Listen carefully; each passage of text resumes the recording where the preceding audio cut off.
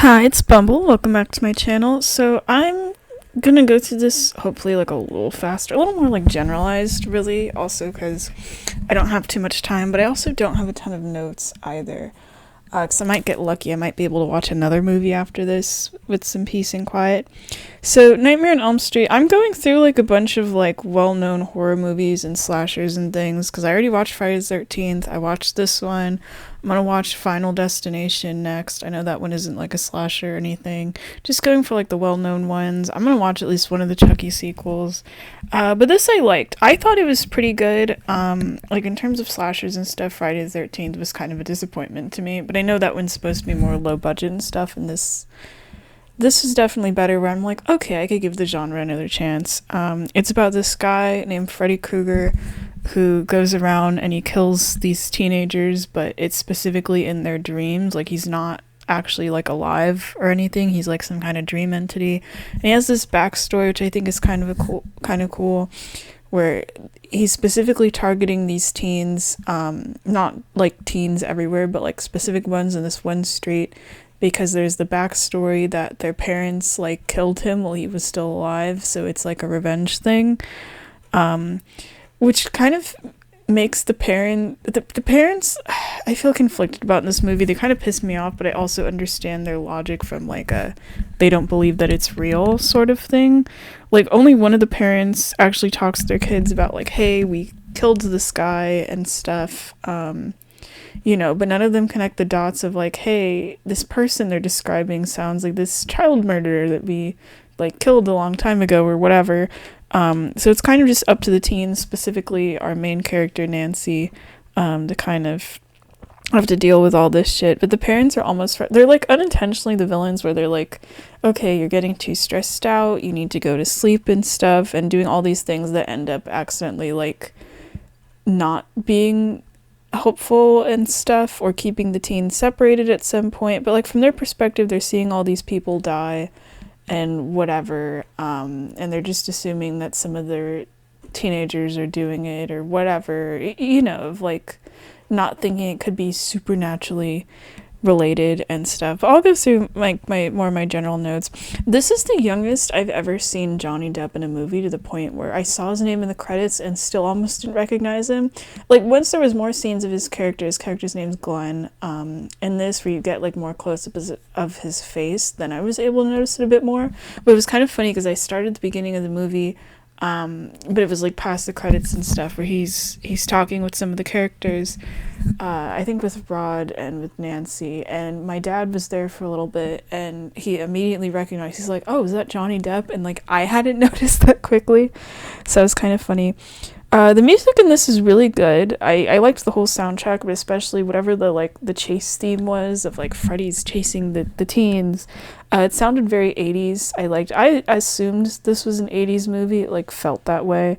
The one thing that bothered me with it, and it's not anything against the movie, it was just something I noticed, the main musical theme or whatever of this movie, I swear, is like 2 notes away from sounding exactly like one of the Mario Galaxy songs. I can like picture it in my head, but I don't know what the title of that specific Galaxy song is, and it bothered me the whole movie, where I kept waiting for those 2 notes like for that Galaxy song, but it's not it.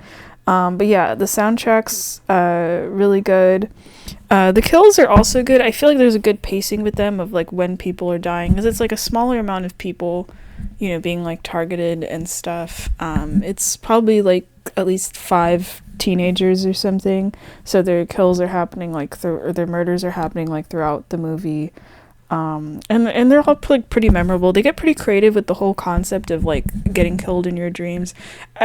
Based on just the opening scene, though, where this girl, she's being chased around in this like sewer area or something, I thought it was gonna be like these almost imaginary settings of like dreaming of these like places you're being targeted in, but instead it's actually that the dreams are so real that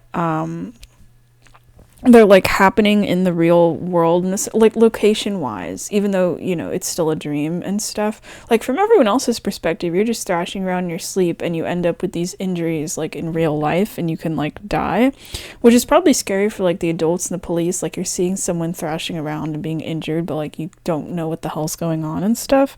I mean, unless you just wake them up, then they end up being fine, and that happens a few times where someone gets woken up and it ends up saving their life. But it makes these like really interesting effects where like it looks like reality's breaking apart, but it's still the dream. There's a part where someone's going up like some stairs, and their feet literally start sinking into the stairs. Or actually, one of my favorite parts was Nancy. She ends up taking a bath, and her mom wakes her up, and you see Freddy's like claw hand or whatever, the glove, like pop out of the bathtub, and you think, oh, okay, she's gonna get slashed. And then the mom wakes her up and is like, hey, don't fall asleep in there, you're gonna like drown or something. And she's like, haha, that's not a thing. And then Freddy pulls her into the bathtub and she drowns. But it's really cool because at first you have this shot from above of just like the tub, and the girl's not in it anymore, and then it cuts to the next shot where she's like all of a sudden actually underwater, almost like the ocean or something. He's drowning her, but you can't really like see it very well. It's kind of like murky water, a bit dark. I just thought that was really cool. So it gets like pretty creative environment wise and stuff, of like all the things that Freddy can do to people in their dreams. I like that the actors, I looked it up by the way, they're like in their late teens, early 20s and stuff, because it actually makes them look like teens. Because a lot of my problems with like 80s teen movies is, like, I always think of Grease as the example where everyone looks like they're like 30, and then it's completely unbelievable, especially with a lot of these kind of movies. And it happens like once in this one where it's like teens having sex and stuff. I mean, I know the actors have to be like adults, so then it's not like weird, but it's always just so funny to me of like, why are these teens in universe just like fucking each other all the time? But in this one, it's only like one couple that does it, and then they immediately die, which at first it made me think like, especially because they keep talking about crucifixes and stuff to like ward off Freddy. I thought it was going to be more of like a religious thing of like, oh, is he just targeting like teens that are like having sex or whatever? But no, it's for a different reason of it's like a revenge thing against their parents, which I thought that meant the adults were going to play more of a role or something, but they kind of don't in that aspect. And just the whole thing of like the locations in the dream matching real life. So sometimes you don't even know if the characters are in a dream or not until Freddy actually shows up, and you're like, oh, okay, it's a dream and stuff. And the way he shows up is pretty cool. Like he busts through mirrors, he'll be invisible, he'll like pop up out of nowhere. Like the first kill that happens in this movie is pretty dramatic, where you see it from someone else's perspective, and it's just this girl getting literally dragged around the ceiling like it's the fucking Exorcist or something. And a lot of the effects in this movie and stuff, they look really good. They still hold up. I think that was one of my favorite things, where sometimes Freddy's invisible, and he'll be like creative with the kills too to make them look like they were accidents or on purpose or suicide. Like one of the teens gets like killed in jail, and Freddy is invisibly underneath this like bed sheet and drags him so it looks like he like hangs himself or something. Or like the blood, for example. Like there's this one scene where Johnny Depp's character, he ends up getting sucked into the bed, and then it's this hole that's blood, and the blood is spewing out and going on the ceiling and stuff. That effect looked so cool, honestly. And the ending gets kind of more goofy than I would have expected. I wanted it to be like a bit more of a struggle, honestly, to the point where I actually felt almost a little bad for Freddy in a sense, where our final girl, her name's Nancy, she has this idea. She's the only one that's like pretty smart out of everybody and like taking things seriously of trying to fight Freddy, where she plants all these traps in the real world, this like Home Alone type stuff, and then she has the idea of bringing Freddy out into the real world, and she does, and then he falls for the traps, and it's like something out of Home Alone, and then she ends up trapping him in the basement and burning him, and none of this shit does anything. Like, he isn't alive. Like, she figures that out, and he can't like be harmed in the traditional sense. Or, I mean, he's definitely feeling the pain and whatever, because he's like a dream entity, but that was pretty smart. And it's just funny watching him fall through the traps, and she's so unafraid, like, hey, come over here, come find me, or whatever, that it was just kind of goofy. But it made sense, you know. And there was a couple times where I actually did get startled, and the jump scares worked on me. Like, there's this one where Nancy wakes up, and she couldn't get Freddy into the real world or whatever, and she's like, okay, maybe I am crazy or whatever. And then he pops out from, like, behind her bed. Not even from under it, but from, like, behind. I actually did jump and everything. And then, oh my gosh, the police are so useless in this movie too. Like, Nancy's like screaming that she's like trapped Freddy. She's like, I've trapped this guy. Dad, get in here, because her dad's a police officer. And the police are just standing outside watching her, and they're so calm about it. It's so goofy. But yeah, they don't really do anything. Nancy's the one that sort of gets Freddy. And at the end, she like technically beats him.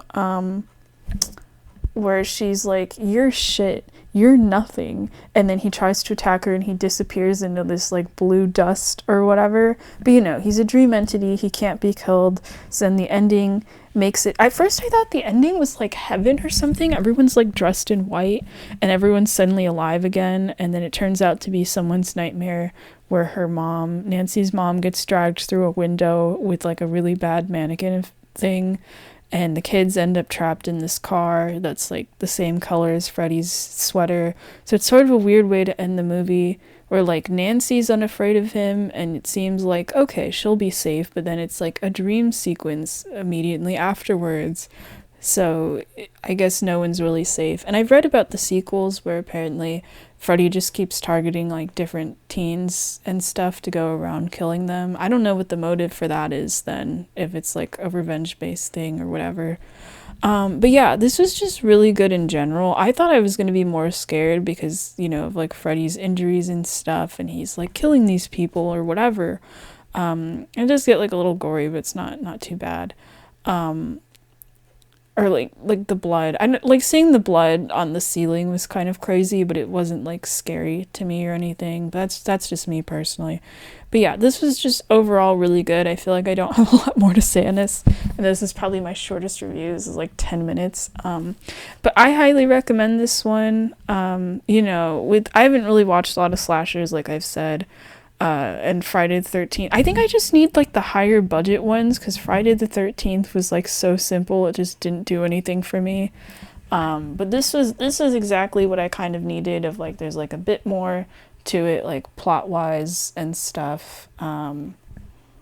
But I do like the kind of plot twists and things of like, you know, it's Friday the 13th. It's like, it's not Jason, it's Jason's mom is killing these people. Or like with this, it's like the parents are the ones that killed Freddy, and that's why it's these specific. That's what I'm noticing with watching a lot of these movies, or like Candyman and stuff, where it's like, or even like, actually no, I'm not sure if Scream counts. I need to rewatch that one, of like these people or entities or whatever killing people, but it's like most usually like a revenge thing more than anything else, rather than just randomly killing people.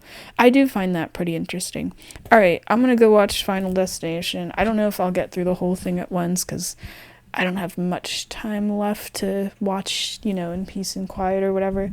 I just wanted to make this really quick before I move on. But I'm so glad I'm like starting to watch all these iconic horror movies. It's like actually really fun for me. All right, see you next time.